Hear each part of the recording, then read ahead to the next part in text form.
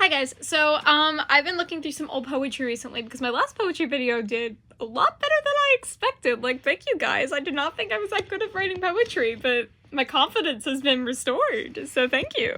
So this one was actually kind of based off an essay my friend wrote. It was like a really poetic thing for some reason, so I kind of took some inspiration from that and I wrote this poem. It's kind of like a story-ish. You'll see when you read it. I wrote this, I think, a little bit ago. I wrote this, what was it, 2 years ago? I think it was over 2 years ago. So you can see how my writing's improved, I guess.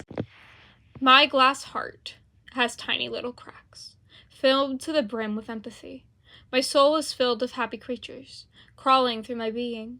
My heart can also be infected with sorrow, killing the creatures and drowning any sympathy. I detach myself like dew to grass, there in the morning, away by midday.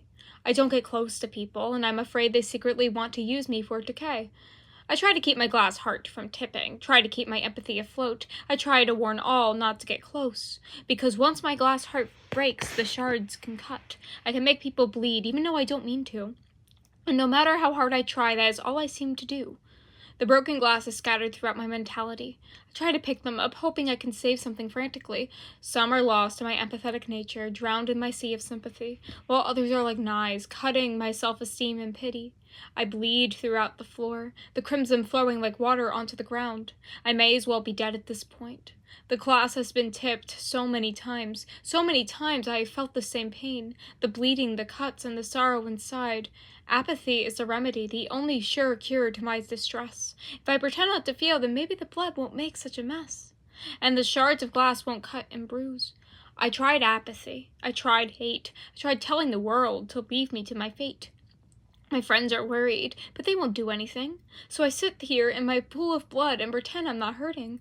I sit there and smile, cuts on my hands and heart, blood running freely through reopened scars.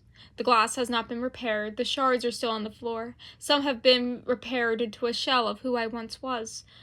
This was written a very long time ago, and I did not look at this before I started reading it. What was wrong with me? But yeah, I just got inspiration because there was this one essay my friend wrote about empathy, and I thought it was just so good. So I took, like, some things from that because she used, like, a metaphor similar to, like, the glass heart, and I ran with it. So yeah, thanks for watching.